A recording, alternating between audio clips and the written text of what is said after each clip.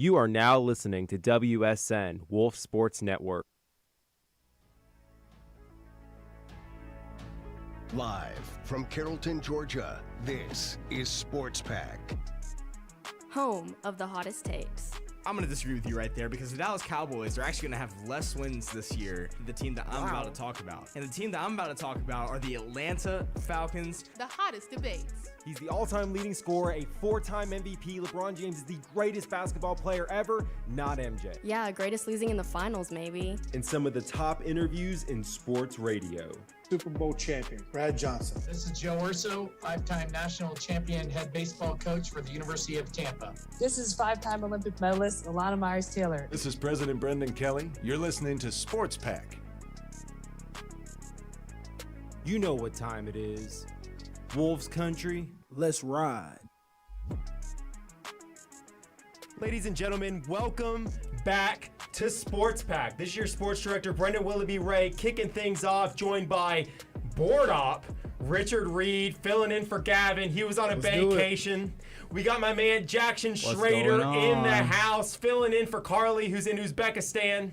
We got my man John Halley coming back. What's up? Filling in for Gianna, who's currently out sick. Get well soon. Rest up, Gianna. This is 2/3 of the new podcast coming out, Triple Threat. So excited to have you guys join Sports Pack. Jefferson's and Carrollton's boneless wings are served up hot and fresh daily with 20 different sauce options. Run, don't walk to Jefferson's to get yours. Located at 342 Maple Street, visit their website at jeffersons.com or follow them on Instagram at Jeffersons_Carrollton. Now, we have a jam-packed show for y'all. NBA, college football, a debate. We have to cover the two crazy, infuriating games that took place yesterday. But y'all know how we always start.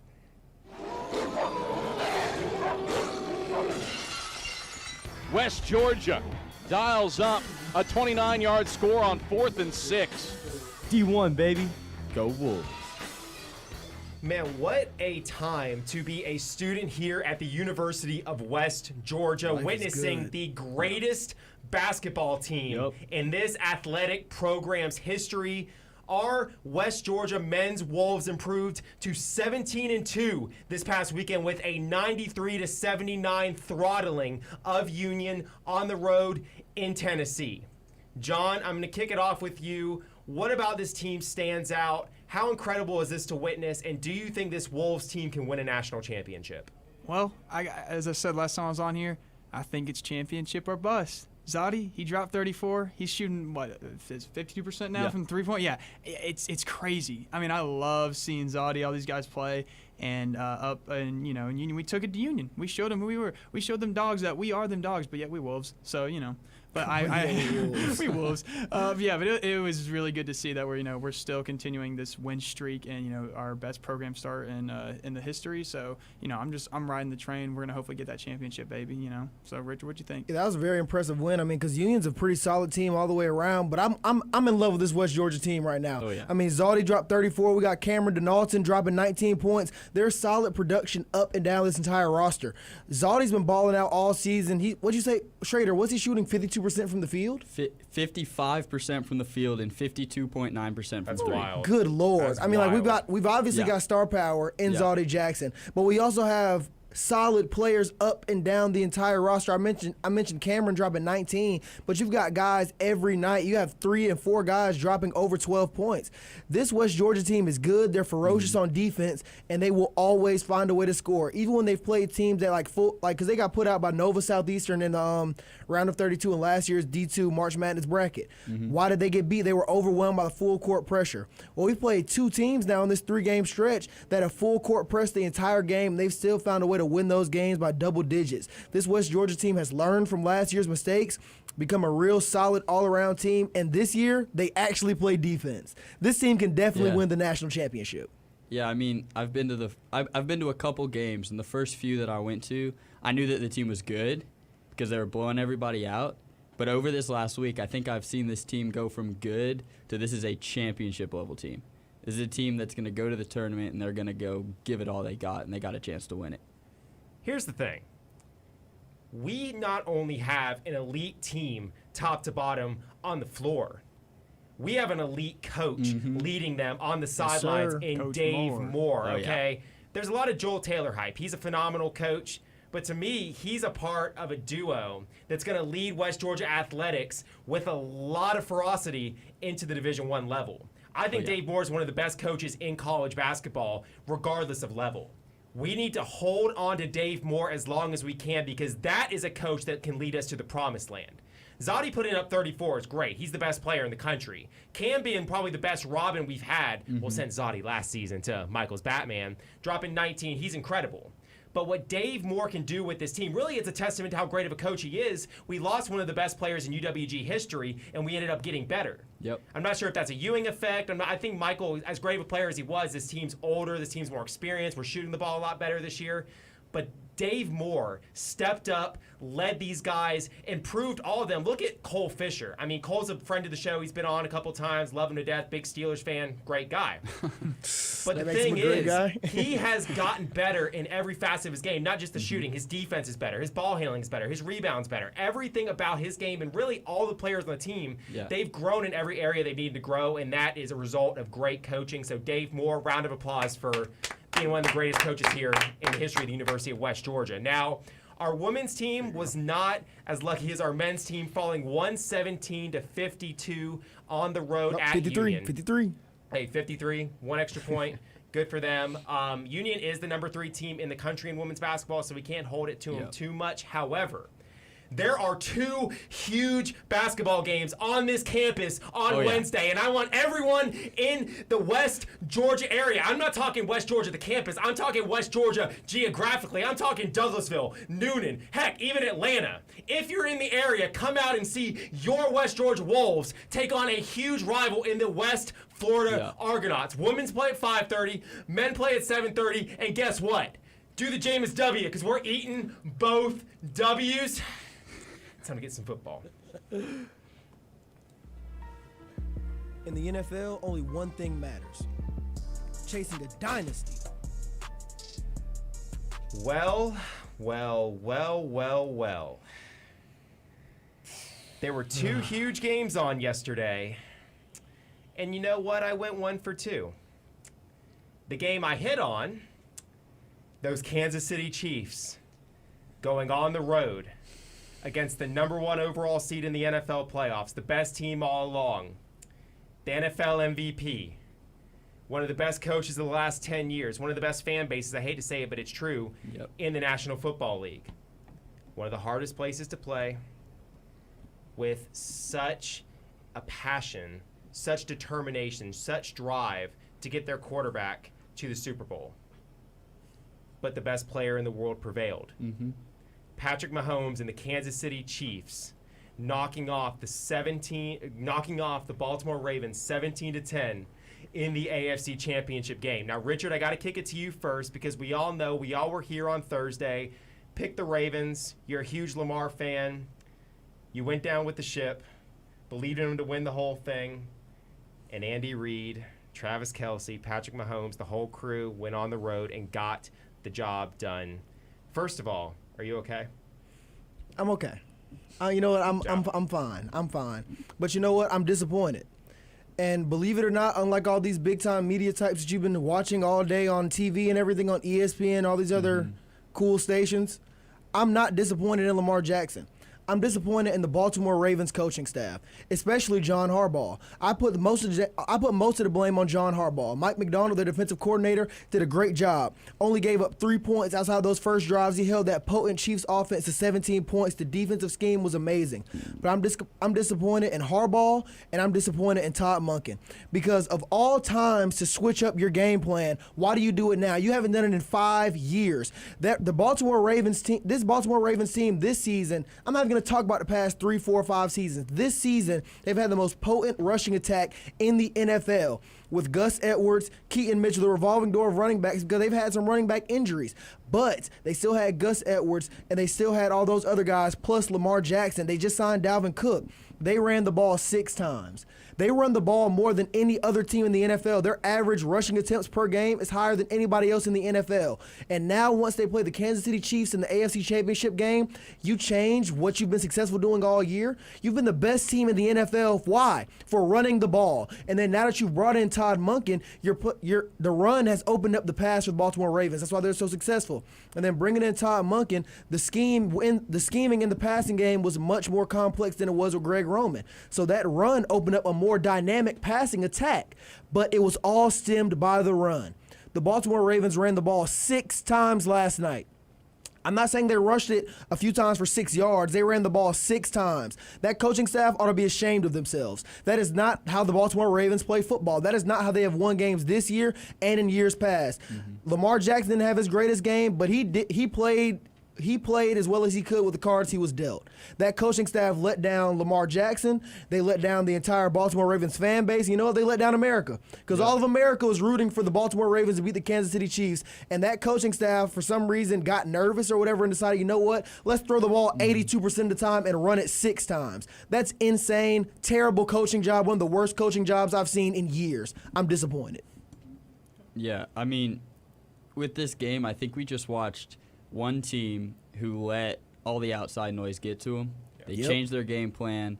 We were the United States of America, right? We wanted Lamar Jackson to win this game, so we didn't have a Taylor Swift Super Bowl. And I think the Ravens let that get to their heads, and the Chiefs just walked in there standing on business. Yep. They walked in there ready to play. They played. They won, and they took it home. So now they're going to the Super Bowl, and so is Taylor Swift. The United States of America. I love that. No. Captain L'America didn't show up. Captain LaFraud showed up, and that whole team was fraudulent. I was mad that the Ravens lost because I really wanted to take that Super Bowl, maybe get up there. Obviously we got the 49ers later, but man, after Lamar threw that pick, he ran over when he went over the sidelines. He threw his helmet down. You could tell he was not in it. And the game was over. It was done. Yeah. Or what, 4 minutes left in the game when he threw the interception? About that, yeah. And then you see Zay Flower make a crucial mistake with the fumble. I mean, sometimes you can't stop it. And I think he had the interception was triple coverage, right? Throwing it into triple coverage. To make a play. Yeah. It's just LaFraud showed up, and the Baltimore Ravens. They even allowed a lot of sacks for Lamar. And Lamar's just running around that backfield, and, I'm just going to stick with it.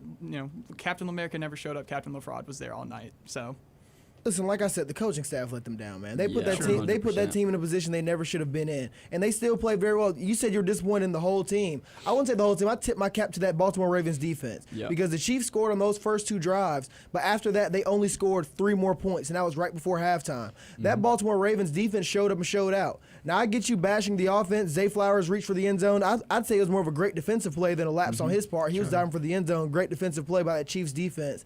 I give the Chiefs defense a lot of credit because they did shut down that passing game. But I get what you're saying. The offense disappointed. Look, here's the thing. I'm a diehard Steelers fan. But 10 minutes before the show, I had the mindset, I'm going to pile on the Ravens. I'm going to take a victory lap. That's why I wore my TJ Watt jersey. But you know what? John, I'm a little disgusted. Fair. Okay, I'm not going to sit here and say Lamar played the best game of his career. He obviously did not. They put up 10 points on offense. But he wasn't that bad. Besides the interception, Lamar played a very solid game all around. If Zay Flowers doesn't fumble on the goal line, as a 17-14 ball game, they might tie it up. That Baltimore Ravens defense stepped up in the second half. If you would have told the world Kansas City would have had 0 points in the second half, people would have picked Baltimore to win by 2 touchdowns. I'm not going to place all the game on a guy who had 1 turnover, a guy who made 2 miraculous career highlight level plays, a guy who went out there, battled against one of the best defenses in the league, in my opinion, the hottest defense in the league, in the Kansas City Chiefs, because what have the Chiefs done? 3 straight games, all against elite offenses. Stepped up when they had to and made big plays. Like Richard said, we can all clown Zay Flowers. We can laugh at him. We can say, aha, you fumbled this and that. He's a rookie. He had an incredible year. True. He's a great player. The Chiefs defense stepped up yet again, made a huge play, and hats off, tip of the cap to Andy Reid. The Chiefs outpossessed them by 15 15 minutes. Crazy. They had a If you 9-minute would've told- drive. Another thing, if you would have told all of us before the game one team was going to outpossess the other by 15 minutes, everyone would have thought it'd be Baltimore because they control the rock, they pound the rock. But for some reason, beyond any of our understandings, one Todd Monken decides to turn Lamar Jackson into Drew Brees, and I wanted the Chiefs to win. I'm rooting for them. I'm like in the 2% of America outside of Kansas City, Missouri that wanted the Chiefs to win. Guess what? The Ravens are a divisional opponent. I can never bring myself to root for them. But at the end of the day, watching what Todd Monken did, watching that coaching malpractice, it's disappointing. You have to do, Richard actually said it earlier before we went on the show, you have to stick with what made you great. Yeah. Unless what made you great was what made the Detroit Lions great. Falling 34-31 in the NFC Championship game, blowing a 24-7 lead to a guy who has a lot of experience blowing leads. Kyle Shanahan, finally on the right side of history. This San Francisco 49ers team getting back to the Super Bowl for the second time in the last 5 years to face the team that they fell to in February of 2020, the Kansas City Chiefs. What do we think about this NFC champ? Because I have a lot to say about this game. I'm going to rant about this game. So I'm going to throw it to y'all first. John, I'll throw it to you first. How, because you're a big Dan Campbell guy, big Lions guy. Oh, yeah. How did you digest this game? What were your thoughts seeing the Lions get up 24-7, ultimately blow it, have a lot of questionable calls by the coaching staff? What are your thoughts? Well, when I saw they're up 24-7, I was like, no way they're putting the hurt down on the 49ers right now. I mean, they were shutting things down. Run game was super solid. I mean, they had the end around and Jahmyr Gibbs and who else is it? Jameson Williams. David Montgomery. Yeah, David Montgomery. Yeah, sorry. They were having a field day. And then going to halftime, I started thinking, I was like, I'm like, I hope they don't choke this lead. Well, San Francisco decides to come out. Brandon Ayuk has a wonderful catch, man. I couldn't believe it. I still don't believe it till now. But, that really got the 49ers going. And, Brock Purdy started playing a lot better compared to when he had that interception early on. And it turned into just havoc for the Lions. I mean, pass everywhere, and, they're scoring touchdowns. At one point, it was 34-24. I was like, oh, no. I'm like, the Lions about to get the beat down on them. And, of course, they scored that last second touchdown. But, they should have kicked it at the end. But it's just sad. It's a sad day for America, you know. I mean, just you can't really do much about it. Yeah, I mean, I got 2 words. Game manager. People do not talk about Brock Purdy in the way they should. This week, it was all Brock Purdy hate. Nobody liked him. He was a game manager. He wasn't putting up pretty stats. He didn't have a good game against, I think it was, who'd they play? Green Bay. And really, what this shows is that doing enough as a quarterback is what a team needs. They need a quarterback to go out there, manage the game, and get the win, and that's what he did. And honestly, he had some plays in this game where he did a little more than just manage it. That run was crazy. Yeah, I was just about to say a few times in this game, what Cam Newton say he's not a game changer, he's a game manager. Yeah. Well, a few times in this game, especially in that second half, Brock Purdy became a game changer, like extending the play, taking off about 20-some yards on that run. I mean, Brock Purdy made some plays. He did. And, it's heartbreak for America, right? I think we wanted a Ravens-Lions Super Bowl. Dan Campbell made some not great calls, but it is what it is. I'm sure the Lions are going to learn from it with Campbell as a coach, but not the result we wanted, but it is what it is. I mean, there were some questionable calls up and down, but I remember I was watching the game with a lot of my friends and family yesterday. Well, I said friends, family. It was just a whole all-family event, but I see my family as friends.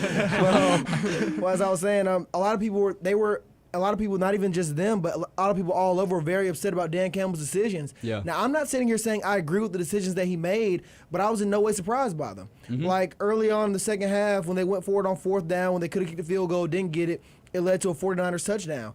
I was in no way surprised by that because Dan Campbell came in one way. He's been doing it all 3 years he's been in Detroit. He lives and dies by his philosophy. He's gonna if he feels it in his gut that he's gonna go forward on 4th down, he's gonna let them things drag and he's gonna go forward on 4th down. I mean, Dan Campbell is Dan Campbell, and when he gets it done, he's praised for it. When he doesn't, like last night, like towards the end of the season against the Dallas Cowboys, there are a lot of people starting to forget about that game.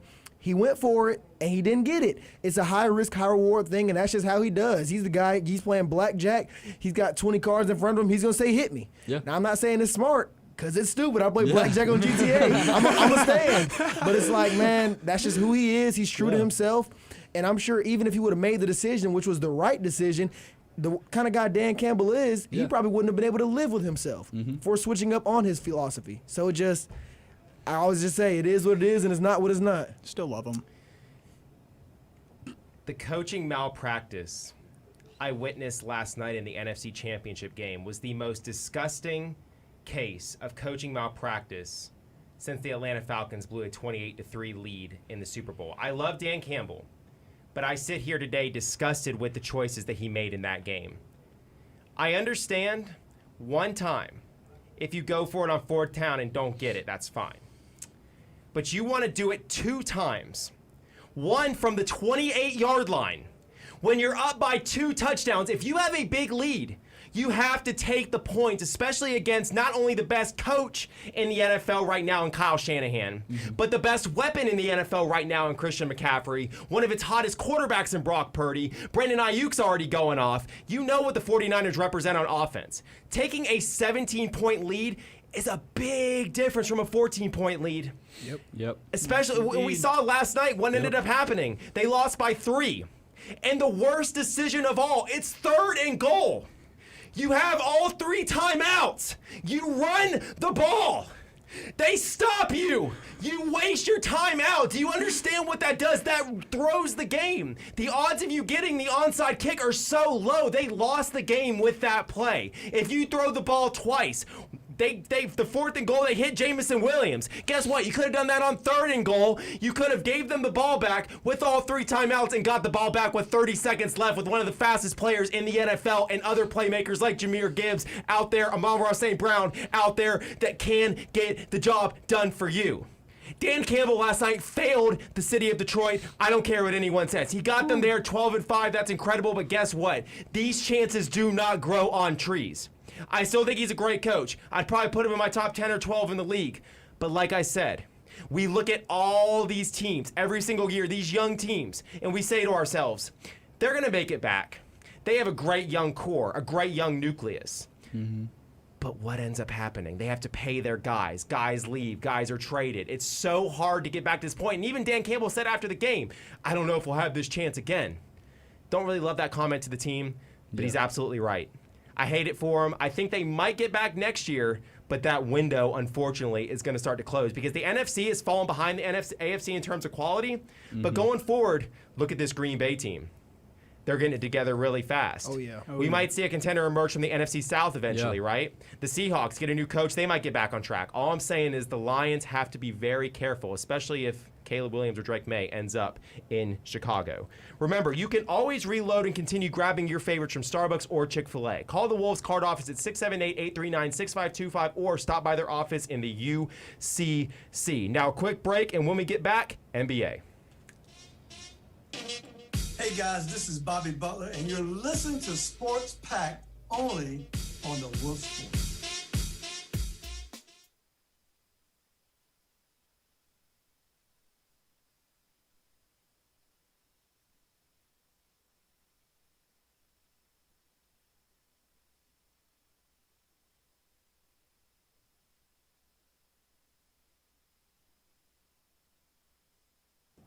What's up, y'all? Real quick message to those of you watching on YouTube and Twitch. Just remember, we are a radio station first, and right now we're taking a song break, playing some T-Pain, Buy You a Drink with Young Jock. Boy, you got to go on and check that out. So go to wolfsportsnetwork.com, hit the play button at the top of the screen, listen to the last 3 minutes of this song, then come on back over to the YouTube or Twitch stream and ride out the rest of the show.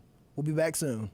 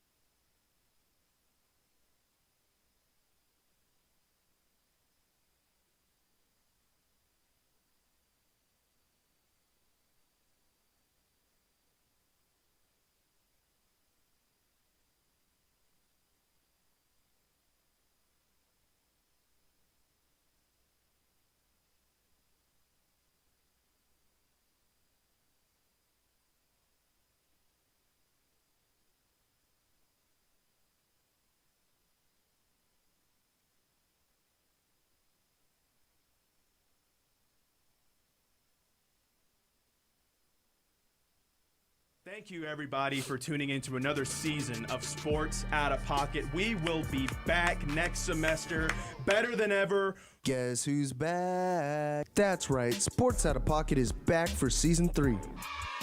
With brand new Fire Me Ups, Philadelphia Phillies, what happened? and special interviews you don't want to miss. This is the Philly Sports Guy, and you're listening to Sports Out of Pocket. Every Wednesday at 5, only on Wolf Sports Network. Binge drinking is consuming 5 drinks or more on one occasion for males and 4 drinks or more for females. However, some college students drink at least twice that amount. That is why Printer's Ale has joined Wolf Radio and Wolf Sports Network's Drink Responsibly campaign to make sure all of our Wolves stay safe when drinking. Never drink under the age of 21 and always have a designated driver. Oh, and make sure you throw in some good food. How about some Jefferson's Wings? Visit printers-ale.com to learn more about their weekly food truck options. The NBA is back. Let's go. Schroeder, LeBron doing it again with first slam from Schroeder. Man, we got to talk about this Lakers-Warriors masterpiece of a game from last Saturday night. LeBron putting up 36 points, 20 rebounds, 12 assists. Steph Curry pouring in 46. The Lakers winning 145-144 in double overtime, and probably giving Skip Bayless a brain aneurysm during the process, because I don't know if y'all saw how that game ended, but LeBron went to the line down 2 and sank both free throws to win the game, something Skip Bayless has said he's been afraid of his entire career. LeBron stepped up, got it done, took the Lakers above 500. They're 24-23. The Warriors, meanwhile, 19-24, absolutely reeling right now. We know they've had a lot of drama this year with the Draymond suspension, a lot of the young guys not really clicking, some criticism of Steve Kerr. Jackson, how do you assess this Warriors team right now, this Warriors franchise, and where should they go from here? You know, I think it's too early to jump the gun on saying, like, you know, get Steve Kerr out of there. You know, I think really what they need to do is continue to build around those young guys to kind of develop them. I mean, that's what the Warriors have been so good at throughout their dynasties, is building players from the ground up and winning championships with them. I mean, they had a season like this not too long ago. What did they do the year after? They won the finals. Won the whole so thing.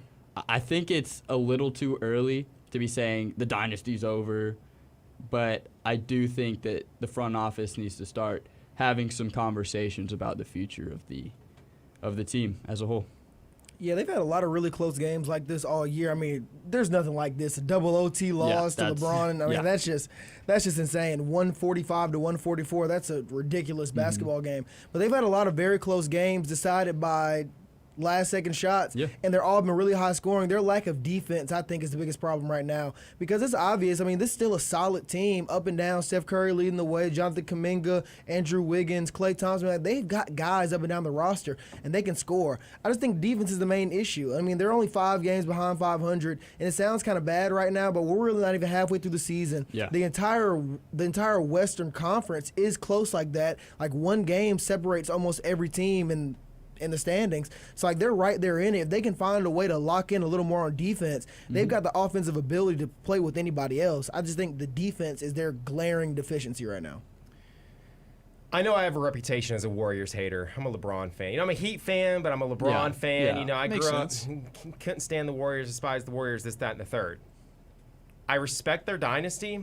I think it's one of the most well-built dynasties in modern sports history. I think the way that they cultivated it's incredible. Now, are a lot of those rings kind of fraudulent? I mean, you added the second-best player in the world to beat one guy. Kind of pathetic. But that's another rant for a different day. But guess what? They won 4 of them. Congratulations. Heck of a run. Steve Kerr, not your biggest fan, but guess what? You did a lot of great things. I think Mark Jackson deserves a little more credit for that. I feel like Steve Kerr came in. He introduced the right offense, but it's one of those – it's not a Belichick-Brady situation because Belichick gave Brady the rings, but I feel like Curry's the heart. Curry, Draymond, Klay, they're the heart and the soul.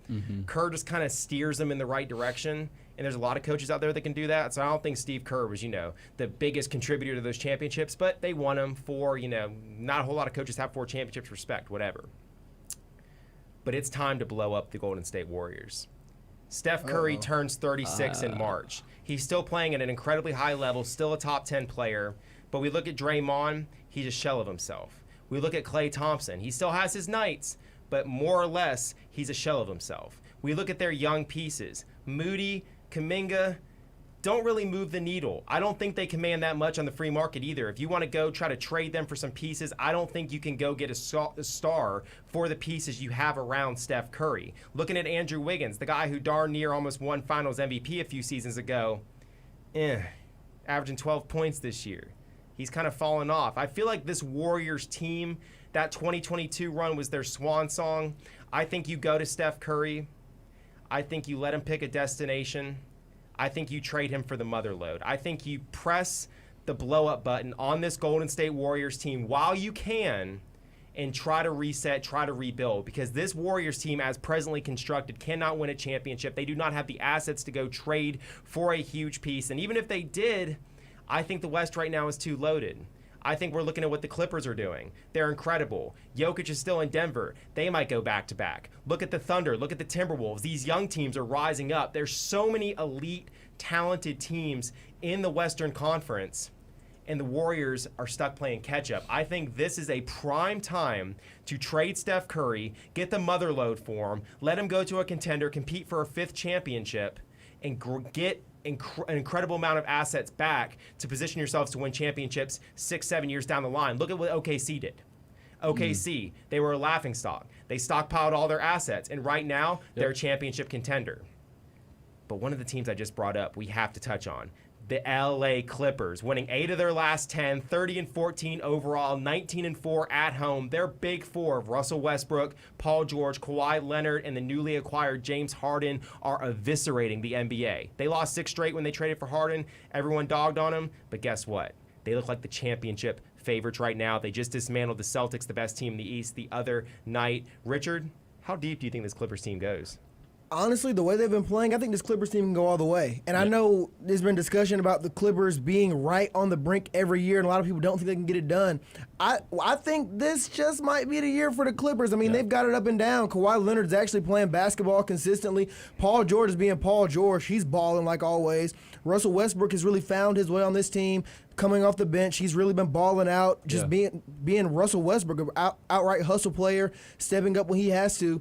And James Harden has shown everybody that he can still flat out ball. Like in the past few years, a lot of people in Philadelphia and in Brooklyn, a lot of people have been trying to say that James Harden's washed up, he's fat, he just like to sit around and drink milkshakes all day and rub on his belly and get food out his beard. But nah, he's showing everybody, I am still a basketball player, and I'm one of the better basketball players in the world. And he's been doing that, been a solid piece for this team.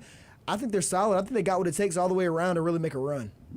I mean, imagine you're playing 2K16, and you got Westbrook, Kawhi, Paul George, and James Harden on one team. Like, I don't even think you'd have the salary cap for that. And we get to watch this. Like, this is something that I think is beautiful to watch as a basketball fan, because you don't get players like this on the same team with the chance to win a championship. So I'm excited to see the Clippers go out there and perform. This is crazy coming out of my mouth. But I think right now, today, the LA Clippers are the NBA championship favorite. And if I had to bet, if I had to take a crisp 100 and put it on any team in the NBA to win a championship right now, I would put it on the Clippers. I believe in this team. I believe in this nucleus. It's crazy to say you believe in the Clippers, but it's hard to go back-to-back if you're Denver. I look at the Lakers. I love LeBron, love AD, but they're older. That I don't know if they can stay healthy. I just don't believe in them fully. I think the Thunder are great. The Timberwolves are great, but they're green. They're young. This Clippers team has experience. They have a great coach. And if Kawhi Leonard stays healthy, he can be a top 5 player on any floor any given night. I think the Clippers right now are NBA championship favorites. Jefferson's in Carrollton has 20 flat screen TVs, a full bar with 16 draft beers, please drink responsibly, a covered porch, an outdoor area for cornhole, and more. Whether it's a big game or you just want a chill afternoon, Jefferson's in Carrollton is your full stop for fun or watching some NBA games. Located at 342 Maple Street, visit their website at jeffersons.com or follow them on Instagram at Jeffersons_Carrollton. Baby, it's college football time. Give me my theme music. Didn't get a chance to talk about it last week, but a congratulations is in order for Sherrone Moore taking over for Jim Harbaugh as the University of Michigan's head football coach. Was their interim coach last year when Jim Harbaugh was suspended for the whole cheating scandal, went undefeated, beat Ohio State. You know it has to sting Ohio State that the guy taking over is already 1-0 against them. But, John, going to kick it off with you. What do you make of this hire, and what do you make about the future of Michigan football without Jim Harbaugh? I think it's the best hire for Michigan because, obviously, as you said, he was there for the 3-game suspension, and he went ahead and beat Ohio State, which does prove a good bit. But you do look at their schedule next year. It is a tough schedule. It's Texas, Oregon, a couple other juggernauts in there. At least they're going to be really good teams. I think it's going to set Michigan back a little bit. And they're not going to be the Michigan we had, this national championship team. But I still think it's going to be a probably 8 to 10 win team, just not your playoff contenders like we just saw. But I think for Michigan, for the culture, for everything else, it's the best hires possible right now. So. Yeah, I think they did a great job hiring from within. That's a great way to – because these players have rallied behind Sherrone Moore before this season. They did so and won 3 games under him. And it's also a great way to avoid seeing what happened at Alabama where a lot of players jump ship because they're committed to Sherrone Moore and the rest of this coaching staff. They aren't overhauling the entire thing. I'm with you, John. It's going to be interesting to see how this Michigan team is. They still have a lot of key guys on the team, a very young secondary, a very great secondary. I think they might have one of the best corners in the country out there at number 2, but I'm not going to go into that. They still have a lot of key pieces on that roster. And we've seen with Michigan, they don't recruit at the highest level. They didn't even recruit at the highest level with Harbaugh. But the way they develop players, I feel like they're always going to keep a good team as long as they keep this core culture and coaching staff intact. I think they're still going to be a dangerous team next year. Watch out for Big Blue. Yeah, culture in college football is one of, if not the most important thing your program has. And as a Florida State fan, I've seen what happens when your culture gets messed up. When a guy leaves and everybody leaves, recruits decommit, players transfer, it's a mess. And I think Michigan hiring from within shows that, one, they have a commitment to the culture. Yep. They like what Harbaugh built there, and they want to keep that. And the players, they play for coaches, not teams in this age of college football. You don't go play for Bama, you go play for Saban. And so keeping Sherrone Moore there is going to retain a lot of those guys. The recruiting class isn't going to change, and it just brings stability. And that's what you need in a coaching change.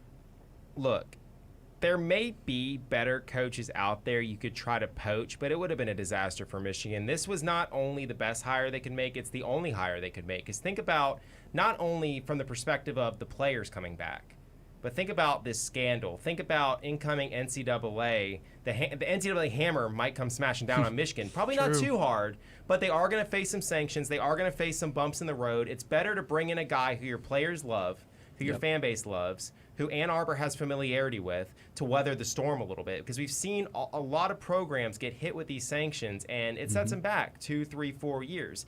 Even if the sanctions aren't too bad, it's kind of a black eye on the program a little bit. Sometimes commits might shy away a little bit. I think Sherrone Moore is the right guy for the job to be able to step up for 3 or 4 years and navigate, pilot them. Now, say he goes 8-4, 9-3, they get rid of him, they bring in someone better. Guess what? He still weathered the storm. He still kept the roster intact. He still led Michigan football when they needed a leader.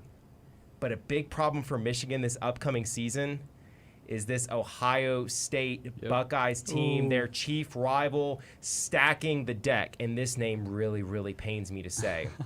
But adding Caleb Downs in the portal, adding Quinshon Judkins in the portal, adding Will Howard in the portal, adding Seth McLaughlin in the portal.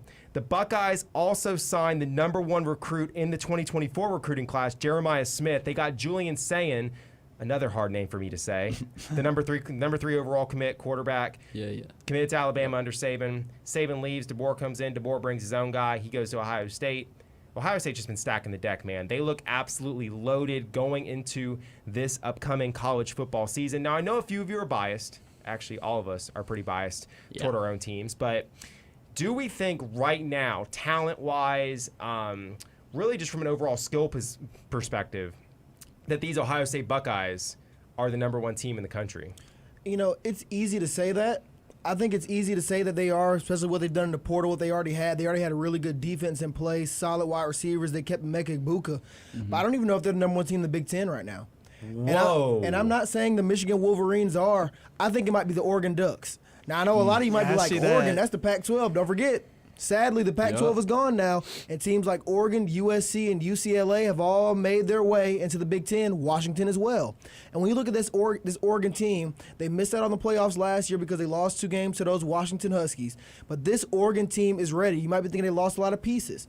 They lost Troy Franklin. They lost Bo Nix. But they have the number 3 transfer portal class in the country right now. And it's not just because they went and grabbed 30 kids out of the portal and just stack the deck. No, they went out and handpicked great guys. They got Dante Moore and Dylan Gabriel, 2 of the top quarterbacks in the portal class, a couple wide receivers, and the crown jewel of their portal class to me is a cornerback by the name of Jabbar Muhammad, who a lot of people thought was going to go down to Texas and play with his cousin. He was the number 1 cornerback on that Washington team. They went out and got him to add to that already stellar Oregon defense on top of what Dan Lanning already had in place on that staff and in the locker room, and what they brought in this recruiting class. I think Oregon right now is a juggernaut, and they're going to put a lot of teams on notice in the Big Ten. A lot of people don't think West Coast people can come out and play with the big boys. Let me tell you, that Oregon Ducks team is for real. They're coached by SEC coach in Dan Lanning. That's a big-time program, and they're gonna turn a lot of heads this season, their first year in the Big 12 and then Big 10, because they might just go in there and win it. I'm going to have to agree with you, Richard, on the fact that Oregon definitely looks better than Ohio State. Because if you kind of look in the history of Ryan Day in Ohio State, he's had these elite guys. Not that he's put great teams together, but in those big games, he hasn't won them. Like, it's 3 years now that he hasn't won against Michigan. And you had Stroud, and I can't remember, it's a certain photo, but still, I see it more so related to Oregon being better. And not that, Ohio State's going to be good, but I don't see it right now. Day might be a little bit of a problem with them. I don't see it. Yeah, I think on paper I would say Ohio State is one of, if not the best team in the country. But I think the answer to the legitimate question of are they the best team in the country, we won't understand until week 1. I think we have to watch them play as a team and see if they can perform together, because it's great. You bring in all those guys like it's free agency, and you can have a loaded roster, but they still have to play. We still have to watch those guys, build chemistry, work as a unit, and try to win football games. So I think the answer is I don't know. I think it's a big we'll have to see. That is definitely the answer. I forgot to mention, sorry to cut you off, Brennan. I forgot to mention they also brought in Evan Stewart, the number 1 wide receiver out of the transfer portal. Oregon did. I mean, they're stacking the deck as well. Like you said, Jackson's just like free agency out there. Look, I have Ohio State over Oregon. And as much as an Alabama fan it pains me to say this, I still think the Georgia Bulldogs deserve to go into next season as the number 1 team in the country. Amen. Good choice. You go 15-0. You followed up with a 13-1 season. Yeah. You have the best coach in the country right now since Saban retired, and Kirby Smart. You have a returning quarterback in Carson Beck, who's top 6 in Heisman voting. They have to go in number 1. You got to give them the flowers. You got to give them the respect. I think Ohio State's a contender to be the number 1 overall seed because Georgia has to play Texas, Georgia has to play Bama, Georgia has to play Ole Miss. They got a tough schedule. Georgia's not going undefeated. Ohio State has a great chance of going undefeated. So they might be the number 1 overall seed. But I think going into next year, you have to give Georgia their flowers. But I'm telling you, the SEC is going to be an absolute grind next season. I have no idea who's going to come out of it. But I'm going to tell you something right now. 5 or 6 of those SEC teams are getting in the CFP. And one of them is going to win the championship. Now, we got to take a quick break, but when we come back, maybe the most interesting hot take debate we've ever had in the history of Sports Pack. Yeah. Tune in to find out. Definitely something. Oh, yeah. Hey, this is 5-time Olympic medalist Alana Myers-Taylor, and you're listening to Sports Pack, only on the Wolf Sports Network.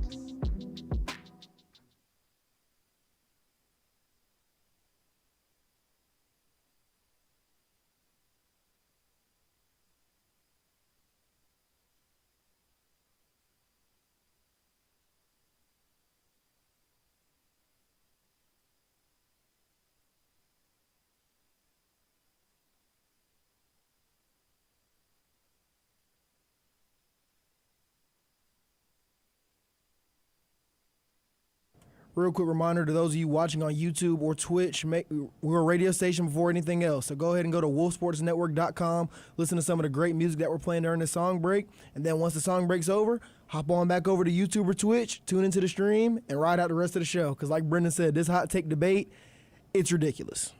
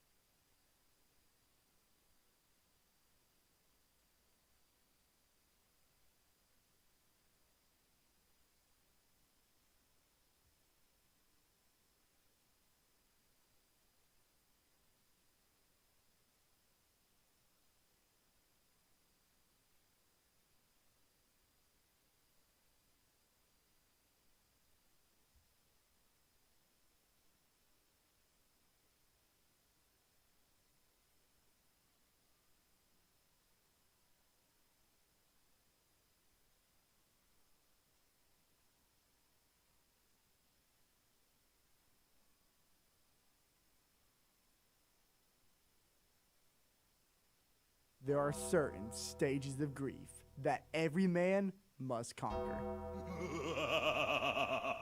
Deny. You know the 49ers are more equipped for a Super Bowl run. No, they're not. Anger. Joel B. Lilly dominates Luke can do it all. Talk. Depression. Like, we can't rebound. We can't play defense. I am done watching the Hawks this year. Here on Twin Picks, we tackle all the emotions. So tune in to Sports Out of Pocket every Wednesday at 5 on Wolf Sports Network. Follow Dine West on Instagram at UWGDine_West to keep up on dining hall hours and retail hours. Never get caught missing good food or closings when you're hungry. Hot takes. You thought I was playing? It's time to debate. Hot take debate. Hot take debate. Hot take debate. Hot take debate. Round of applause for the first debate of Sports Pack 2024, baby! Now, there are two teams, two division rivals, picking back-to-back in this year's draft. The Denver Broncos at 12, the Las Vegas Raiders at 13. Both of these teams in desperate need of a quarterback. Yeah. Says everyone in America. Everyone. Besides one man. Now, some say they should draft their quarterbacks. Some say they should trade for them, maybe a Justin Fields, sign one in free agency, maybe a Kirk Cousins. Except for one man. Well, hello. The man sitting across from me right now. I'm standing, he's sitting, but he might be standing in a second. Mr. John Halley thinks both of these ball clubs may have the answer at the quarterback position in-house already.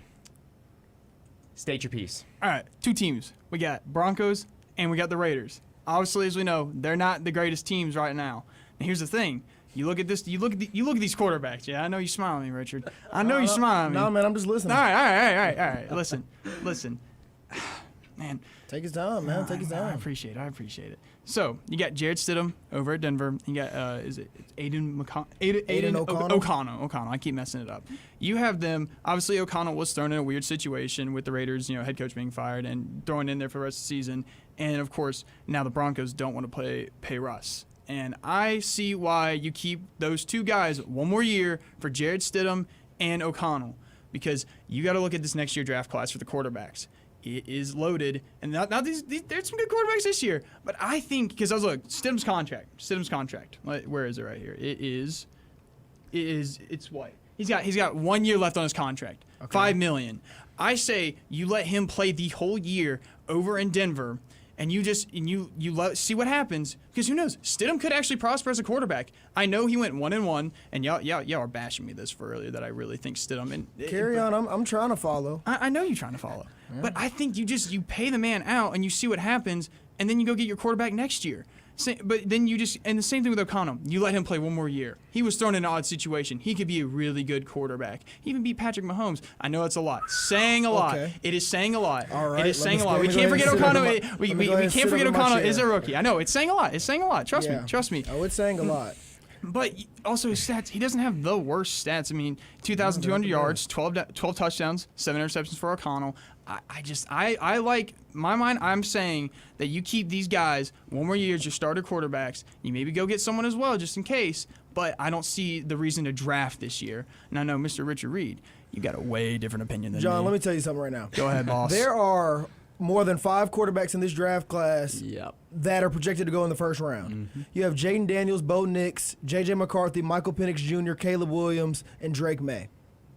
Now, you're telling me, with a few of those guys still on the board, because around that time in the 12 or 13 range, there will be Bo Nix and there will be Michael Penix Jr. on the board. Michael Penix came second to Heisman voting, and Bo Nix wasn't he a Heisman finalist? Yep. Or was he close? Yes, he was a Heisman finalist.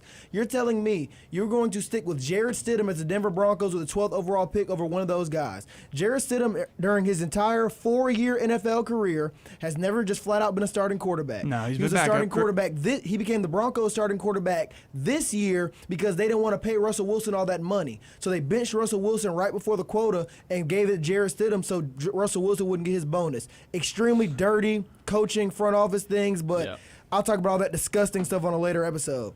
and he was one of those games. Jarrett Stidham has never been a flat-out game changer, game wrecker for a Broncos team that actually isn't that bad. I don't know why you would sit there and continue to be mediocre with the mediocre shell of a quarterback that in 4 years of his NFL career has 1,400 yards, 8 touchdowns, and 8 interceptions to show for it.